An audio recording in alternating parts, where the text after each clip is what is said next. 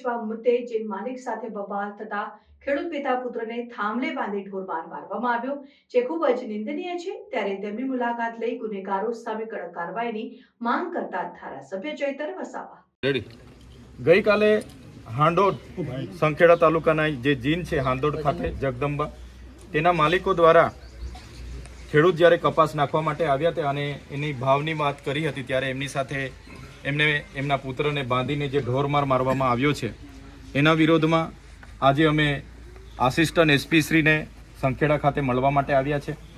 ત્યારે અમારી માંગણી છે, સરકારે સીસીઆઈ સેન્ટર અહીંયા ઊભા કર્યા છે અને સીસીઆઈથી ખરીદી નથી કરતા, આ લોકો વેપારી ભાવ પ્રમાણે ખરીદી કરે છે।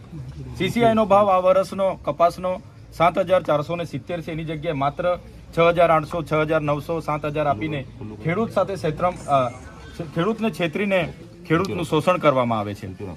ત્યારે ભાવ પણ મળે, સાથે સાથે આ વિસ્તારમાં જે પણ ખેડૂતો છે એને સ્થાનિક ખેડૂતોને આ જીનનો સીસીઆઈના ભાવનો લાભ મળવો જોઈએ। એની જગ્યાએ મહારાષ્ટ્રની ગાડીઓ અહીંયા ટ્રકોને ટ્રકો ખાલી થઈ જાય છે, તો એ ખાલી કરવામાં આવે છે ને અહીંના ખેડૂતોને હવા વધારે છે, ભીની છે, ફલાણી છે, ઢીકણી કરીને આ લોકો ભાવ કાપી લે છે। અને જે પણ ગઈકાલે ખેડૂતો સાથે બનાવ બન્યો છે એ ખૂબ જ નિંદનીય ઘટના છે।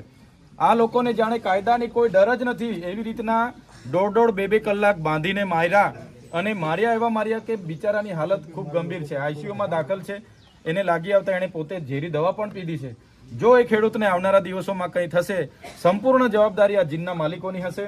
આ જીનના માલિકો જે પણ છે, જેણે પણ આ કૃત્ય કર્યું છે એમના પર કાયદેસરની કાર્યવાહી હમણાં કરવામાં આવી છે, પણ હળવી કલમો નાખવામાં આવી છે અને માત્ર 3 જણના નામ છે। તો વિડીયોમાં સ્પષ્ટ દેખાય છે 15 થી 20 લોકો એને મા બેનની ગાળો બોલે છે, જાતિ વિશે ગાળો બોલે છે અને ઢોરમાર મારે છે। તો બધાના નામો દાખલ કરવામાં આવે, રાયોટિંગ દાખલ કરવામાં આવે અને આ લોકો પર જો એટ્રોસિટી એક્ટ અંતર્ગત પણ કાર્યવાહી કરવાની થાય તો કરવામાં આવે, એવી અમારી માંગણી છે। જો દિન 5માં આ લોકોને યોગ્ય ન્યાય નહીં મળશે તો અમે હજારોની સંખ્યામાં સંખેડા ખાતે ફરી